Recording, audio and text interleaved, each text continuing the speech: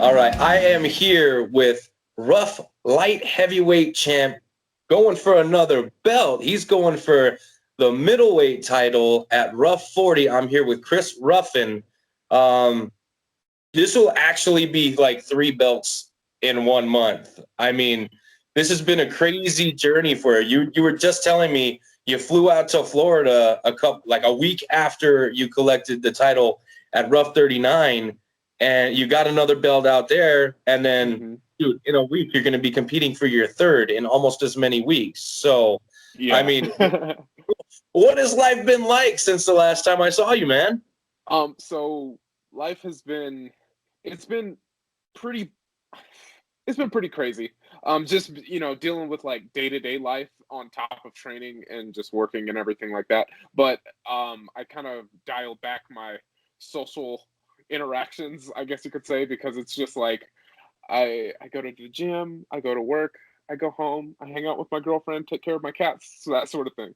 So it's like pretty like low overhead, low I guess maintenance, for lack of a better term, sort of life. So that's recently. I wish I could go out and like go to a party and like be social, but I'm like, okay, we're focused. We're trying to expedite this process because we all missed out on a year last year. So yeah, so it's like, okay, it's time to like really focus and get this thing going. Well, I mean, this year has already been extremely active for you. The Bitcoin, the cryptocurrency right now seems to be like it's going to be the future. But I don't know, man. The way you're collecting belts, you might have your own currency here. You know what I'm For saying? sure, that would be a dream. Rough coin. A belt for you, a belt for you, belt for everybody. I mean, the way you're collecting them, man, they're stacking up quick. For sure. Is that putting any pressure on you, to go out there and do all these, high stakes title fights? Um, Not necessarily. It's more so going out and just implementing, like staying calm, implementing my game plan. And it's like we've been training pretty diligently with some of the top guys in the world, very like day in, day out, day in, day out. And I I think it was just kind of my time to do this. So it's like I don't want to say oh it's nothing to do this, but because it for sure is. It's a task and a half because each fighter like brings their own set of it's a different puzzle to solve each time. And so yeah, it's but if I just kind of relax and just kind of okay, rather than like freak out, oh my god, I'm going to be in a fight. This is just a thing we're doing. We're just going out and we're fighting. We do this every day. We do this every day. That sort of thing. So I try to stay Definitely. as calm as possible when doing these, and go out there and just try to do my absolute best and improve and represent myself well. That sort of You represent yourself very well. The stack of gold is evident, right? But even thing. outside of the cage, you carry yourself, I mean, highly charismatic. You know what I mean? A really seemingly happy-go-lucky attitude. I mean, it Right. doesn't really seem like anything really bothers you, even on fight night. I was just talking to Ed, my broadcast partner, because we are going to be commentating your fights again. Hmm. We were talking about just how calm and cool, relaxed you were in the back, and you were going Hmm. to fight Brooks. Brooks Callahan's a tough son of a bitch. You know what I Yo, mean? yes, he is. He's like he's built like a freight train, and then he's like mentally stronger than like a single mother on a nurse's salary who has to like feed 5 kids. Like that was a task and a half because I knew this man had finishes, and I thought it was an excellent fight, and like meeting him afterwards, like he's super cool. So it's like it was super dope. Honestly, I was kind of honored to be in there, you know. So For sure. Brooks is he's a good kid, a tough kid. I mean, it was a really great fight. I thought, it was close, but mhm. you got the nod. For sure. Um, a very tough, gritty fight for both men. And, I mean, I like Brooks. Brooks is a good kid. I really For sure. do. But I do feel that, you know, at least the night that I was calling the fights, that the right man won. The right man won the fight. And you know, it kind of sets you up. You were able to take another opportunity in Florida, you know, stack some more currency. And now we're back over here for RUF 40, literally, you know, a month later, and we're a week out from the fight. And this fight, though, this fight is at 85. Yes. Now, your last fight that I commentated for, that I saw you compete in, was at 205. So was the last one in Florida, was that also at 85, or was that still at 205? So that was I had cut weight for an 85, so there was like not a lot of celebration, right? So I drove home. I think I had like a half a sandwich and a cookie, and that was like my yay celebration. And so after that fight, it was like, all right, let's do a couple runs, a couple of distance runs, get some of the weight down, and then like an Epsom salt bath here and there. So it wasn't nearly as bad as I thought it would be, because I think my body kind of, shout out to Tom Lawler for helping me with my strength and conditioning. And it's like I've started lifting more often, so I think my body's becoming more accustomed to just kind of walking around closer to 85. And I honestly do think welterweight scrap is somewhat near in my future. Yeah, so I think I'm confident that I could do that. But it's just a matter of, if I feel great at 85, why go to 70, you know? But yeah. So it was, this one will be at 85, but I think I'm more of a natural middleweight than I am a light heavyweight. My first fight actually was at heavyweight. I was like 220 pounds or something like that, and just kind of a fat kid who was wrestling in college at the time. So I don't even know what weight class I want to do. I mean, that's very interesting. You're like the Jared Cannonier of the RUF organization. I mean, that started at heavyweight, light heavyweight, and right now it's settled on middleweight, kind of much like yourself. And you know, it's funny because when I interviewed Cannonier, I asked him if he thought 170 would ever be in his future, because we were talking about weight classes. And he says, you know, I don't know. I don't know. We'll have to see what happens. I think middleweight is probably, you know, better for him where he's at. But man, that's a lot of weight classes. I mean, you have that many belts. Like, what is going on? Right. So it was huge shout out to Jared Cannonier too. I met him at the UFC PI one day before quarantine. And super cool guy as well. So I'm a big fan. Like he was talking to me about crystals and how to be a good person, stuff like that. Yes, he is very much like that. And you know, you won't meet anybody like Jared Cannonier. You will not. No. A solid dude as he is a fighter. But let's talk about your fight coming up. What does your opponent do well that we got to keep an eye on? He's really tall. He's good at being tall. So he's tall, and he's able to implement his game plan once he gets you into the clinch. So it's like, from what I've seen, it's like once the clinch happens, it's like, okay, he's a little bit more comfortable, even though he has boxing experience, which it's like I do respect.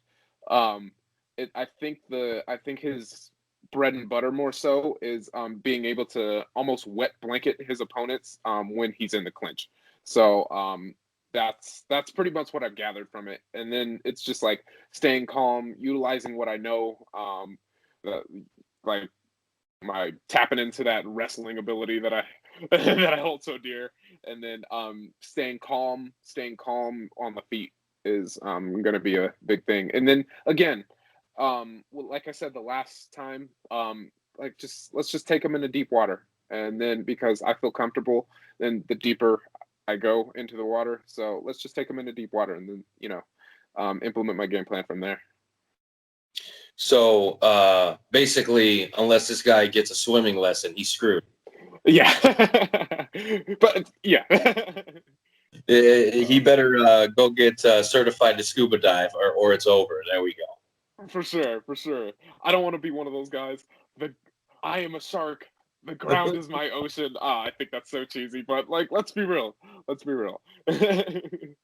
Okay, and then let's talk about length a little bit because your reach is somewhat insane. What is your reach? Remind me. 78 and I think a half. It was like just a little bit more than 78 inches. And being 5'11", I don't know if I'm 6 foot. It depends on what kind of shoes I'm wearing that day. No, I'm just kidding. But so it's like 5'11" with a 78-inch reach. I kind of walk around like I can like scratch my knees without bending over. So so like and that's why I think this will be a really fun fight because he's naturally just that long, just because like how tall he is, and so it'll be. I don't have the I don't know if I necessarily have the reach advantage, so I think that'll be a fun little puzzle to solve. Yeah, Well, and when you get in there, one thing that I noticed is your adaptability. You know, if your opponent, if you know something you've seen in the tape, you figure the guy's going to do this, and if he comes at you with a whole different game plan, you're able to make changes on the fly and adapt to what's in front of you. I think that was clearly evident in the Brooks fight because you know the guy generally starts out really strong, you know, doesn't go to a decision, and you were able to take him into deep waters, counter a lot of his opposition with your own, and staying long, which was a real big problem for him, because he's not the shortest guy in the world, but he's like me. We both have very tiny arms, so he had a lot of roughing to get through. Yeah. I mean, but your adaptability, your toughness, your durability, I thought that was on display. Brooks hits like a freight train. That boy can hit hard. He can bang, and yeah. You pretty much walk through everything that the guy threw at you. So I think that, there's a lot of positive things that you can take away from that fight. And I'm gonna see. I had no idea you had that fight in Florida. So now I'm gonna have to go dig that up. I don't know how that didn't, come up in my research. That's crazy. That's crazy. But now I got something to look at. Yeah. Oh, yeah. I like tossed it on my Instagram, and it was like, again, the Florida thing was strange because it's like my original opponent didn't get his blood work in on time, and then like they got a guy who was like from New York or something like that, and like so it was like talk about adaptability. It was like having a game, like you game plan for someone, and then it's like, who the hell is this dude? So it's like just kind of let's on the fly like see what we can offer to this guy, because he might be he might be a Rumble Johnson, who knows, like. So it's just like, okay, let's stay comfortable in what I know, not worry about too much of what the other guy's gonna do. So it was after weigh-ins, it was a whole lot of like, okay, let's calm down, let's what are we gonna do? What are we gonna do here? For sure. And I think going into a fight, especially, I mean, I don't know how much longer you're going to be an amateur, the way you're stacking up the belts, but, it happens a lot in the amateurs, and that's kind of been a consistent thing, at least as long as I've been in MMA. My first fight, I had 3 different opponents. They changed my opponent the day before and the day of. I have no idea who I was competing against until I got in the cage.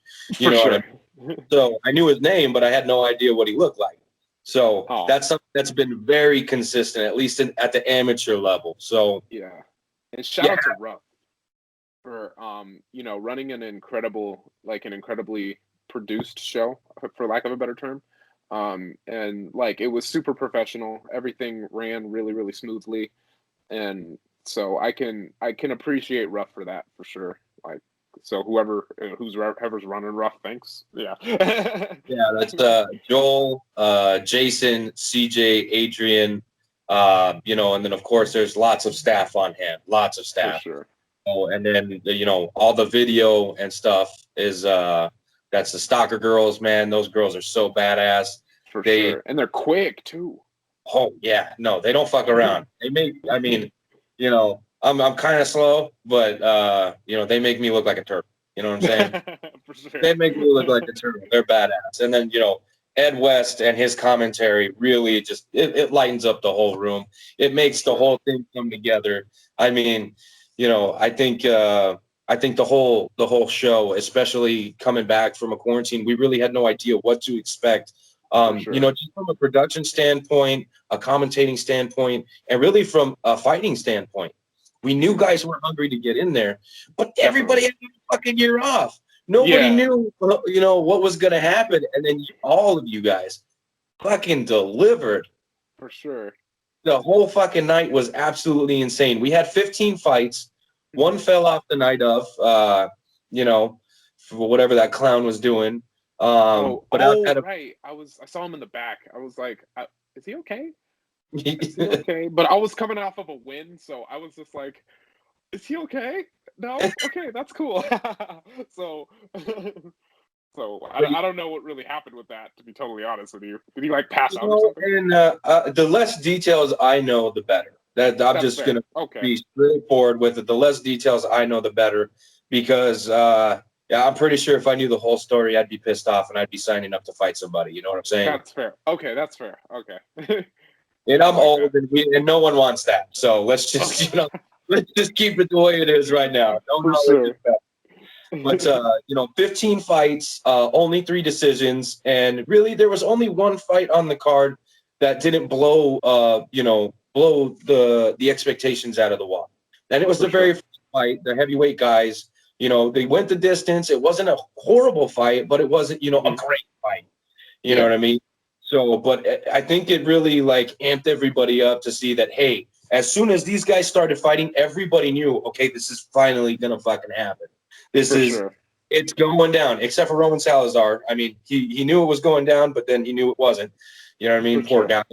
So, but it was a fantastic night. All the fights delivered, high energy. I mean, even after the show, it's like we were all doing lines. You know what I'm saying? Yeah. And I can say with 100% accuracy, nobody was doing any kind of drugs. We were just so pumped with adrenaline and, riding the high of the show. We had a belt exchange hands, the road to one, the heavyweight championship tournament.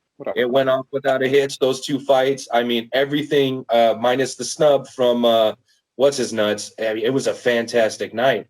And we're looking to recreate that. Mm-hmm. And what better way to do that than to, bring the guy who just won the title. You know what I'm saying? For sure. Yeah. You're talking about a new weight class.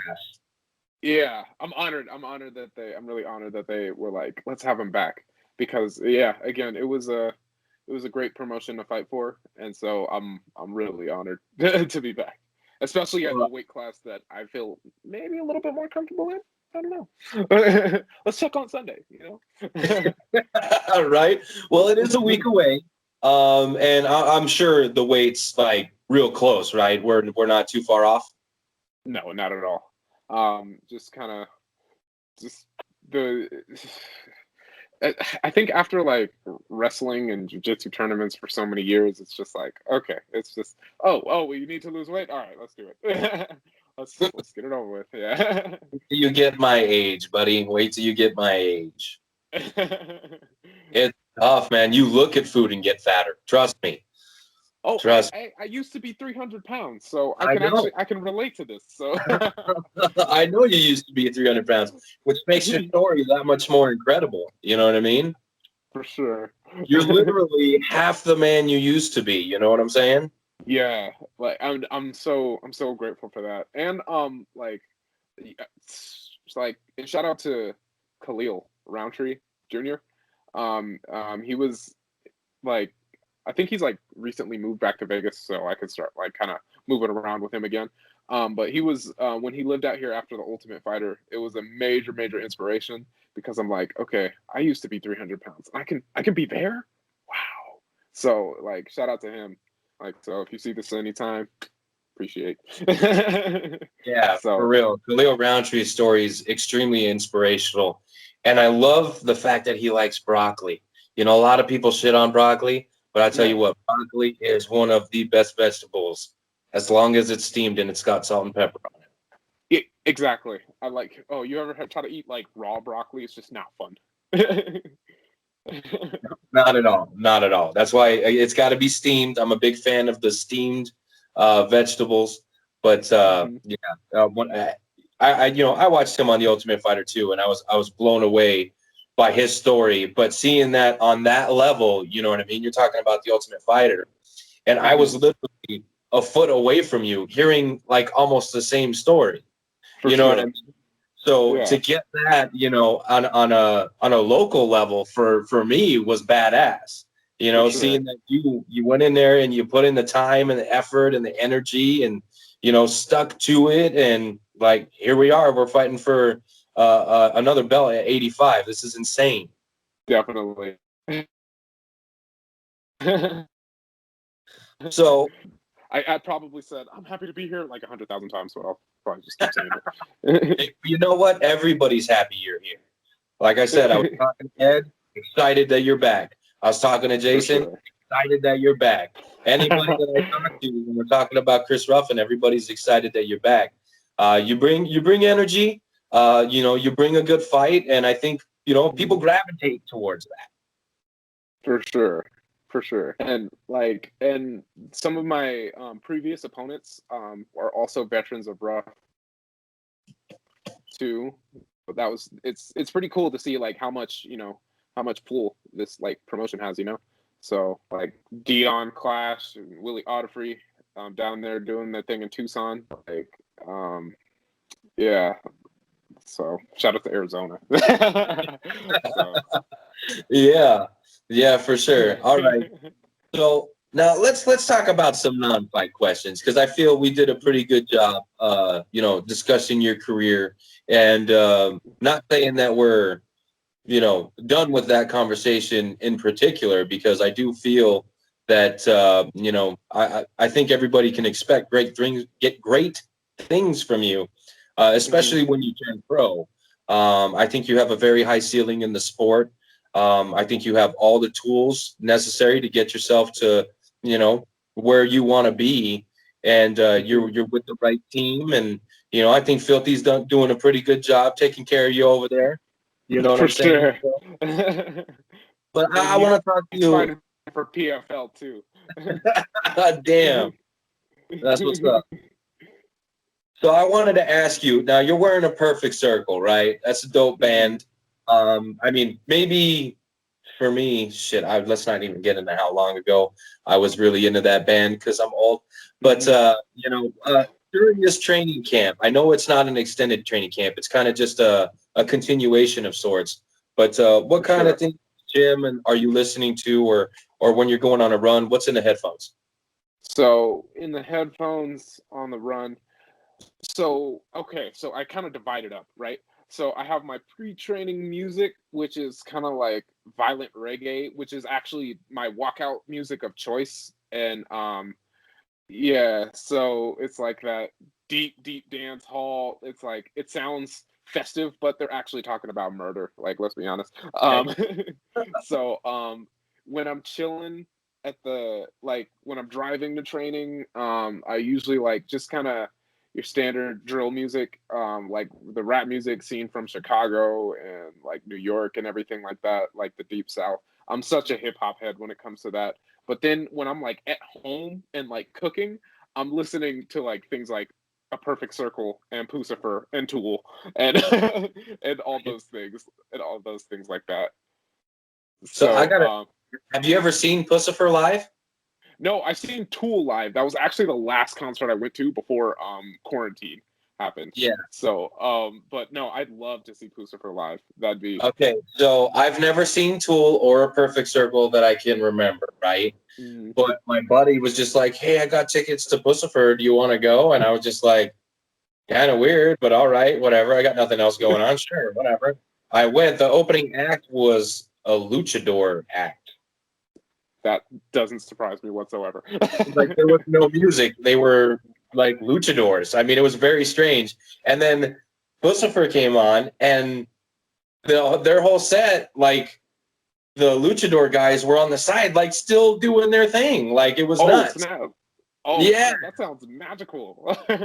dude, it was weird. It was unexpected. Well, I mean, I had no expectations for the show, For sure. But never in a million years would I think that the opening act was going to be, anything that strange. I mean, it was definitely different. And then at the end, he had like, because it's Maynard, Yeah. he had like a little spiel about, a local and yada yada, because it was here in Tucson. So, For and I sure. believe he's got a vineyard here in Arizona up north. So Definitely.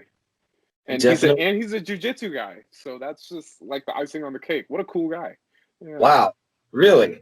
yeah, I had no idea. yeah. I had. Maynard's a jujitero.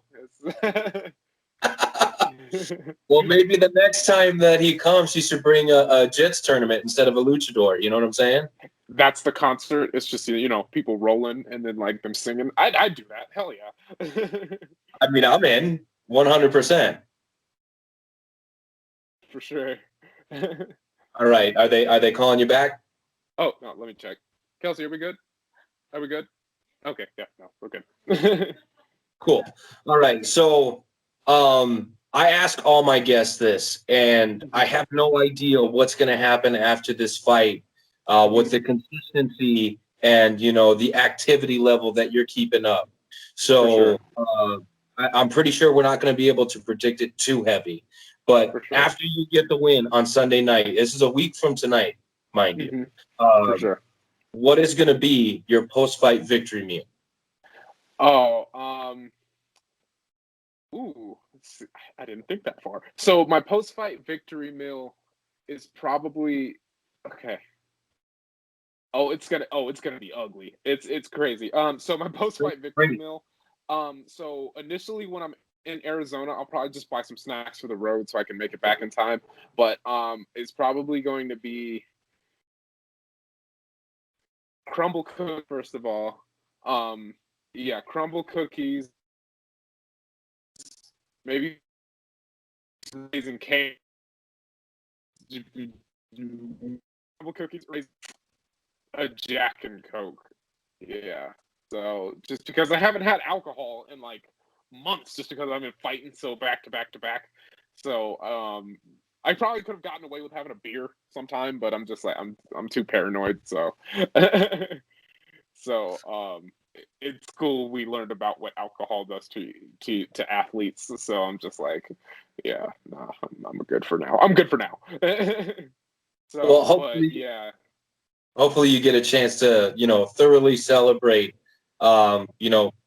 really your string of victories. Again, after you get your hand raised on Sunday night, it'll be a trio of wins, a trio of belts, and I believe it deserves a trio of victory meals. I mean, just get as filthy as you want with it, because For sure. it is all well deserved. For sure. And also we live up the street from a place called Dirt Dog. They do style like hot dogs with like pastrami and stuff on top. You can tell in wake up mode because I'm like salivating at the thought of like a pastrami dog. And Absolutely. it's just they have so yeah, that's gonna happen too. So that might be Tuesday's lunch or something. I don't know. So yeah, I can definitely get down with the pastrami dog for sure. But I don't have to cut weight because I don't have any fight coming up. If I did, I'd probably have to compete at super heavyweight. So, and that weight class is really short on fighters. So I guess I don't really have anything to worry about unless somebody calls me out. To which then I might have to double down on super heavyweight. We'll see. Hey, I'm all here. You got a fan. So I mean, if you're trying to go super heavyweight, I'm in there like swimwear, There we go. Dude, man, this has been a lot of fun. Sure. We're gonna see each other on Saturday for the weigh-ins, and then of course, we'll do our little pre-fight bullshit. Right before the card starts. So we'll have plenty of time to catch up and stuff. So, but I want to thank you, even though it was kind of a little bit of back and forth for both of us, really, to get this thing going. I want to thank you and work for letting us get this thing going. Much appreciated on both sides. So, but I don't want to keep you all day because I know we could literally talk all day. You're that damn. So I'd like to give you as much time as you'd like to thank sponsors, training partners, coaches, whoever you would like that's got you to this point in your career, go ahead, man. Take the floor. Shout out to everybody at Syndicate Mixed Martial Arts, Big Shot Boxing, Tom Lawler in his garage showing me how to lift. Shout out to Chris Curtis and Sean Strickland and Brandon Manoff and over there killing it at Factory X. And thank you for introducing me to Dustin Jacoby so we could go at it with each other. Shout out to Vinny Magalesh, the jiu-jitsu team, that even though it's like they're at a different gym now, they still let me pop in and do my thing. Shout out to Amy, the boss at Pipe Dreams Plumbing, for always hooking it up, allowing me to work for them and everything like that. Shout out to my parents. Shout out to my dad. He's probably been my major sponsor. He's like, oh, you need a mouth guard? I got you. Like, shout out to him. And all my training partners at Syndicate MMA. Yeah. And all of my friends, family. Shout out to my sister she's going to kill it on the MCAT. She's got the MCAT coming up. So we're basically both kind of in a fight camp. So, yeah. So that's about it. Hey. All right, man. Well, look, I appreciate you. I absolutely cannot wait for this fight. I think, Ruff is doing a great job stacking these cards, bringing the right fighters back to the organization that, really deserve it. And it works for both the promotion and the fight. Because I think it would have been a mistake to not have you back, sir. And going after a second title. And look, letting you go after a second title of theirs says a lot, because that's potentially making you king of 2 of their divisions. You know what I mean? Definitely. So, I mean, this is kind of like they're the peanut butter, you're the jelly, or vice versa, and we're making a sandwich. For sure. That's it. You guys are going to be stuck together. For sure. I mean, the promotion is called RUF. My last name's Ruffin. I mean, I think it just fits. 100%. Well, when I first heard you were on the card, somebody said Kris Ruff, and I'm like, bullshit. Nah.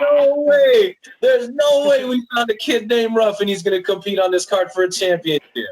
And, okay, well, then if he gets the belt, is the promotion his? What's up? Yeah. Oh, I mean, let's talk business. I'll have my people get in contact with your people, 100%. But yeah, like I said, no, I'm absolutely stoked to have you back. I love your fight style. I love that you bring it. I love your activity. You're keeping it up here. And like I said, I'm stoked. So a week from tonight, you go and do your thing. Okay. And then, of course, on Saturday, you got to make weight, which is the first fight. So for sure, make it safely to the scales. I don't want to see you fall out, get hurt, or whatever. I want to see this fight, bro. I want to. For sure. I appreciate it, guys. And thank you. Thank you for having me as well. Absolutely. Anytime. My line is always open. So until next time, Kris Ruffin competes for the RUF middleweight. That's right. I said middleweight. He's already the light heavyweight champ over at RUF. He's going to be competing for the middleweight title over at RUF 40, which takes place a week from currently today, Sunday, April 25th, over at the Glendale Civic Center. I am stoked, sir. We'll see you in a week. And remember, everyone, Double Champ does what the fuck he wants. Yeah. That's it. Let's get it. All righty. Thank you guys so much. I'll talk to you soon. All right, man. Take it easy.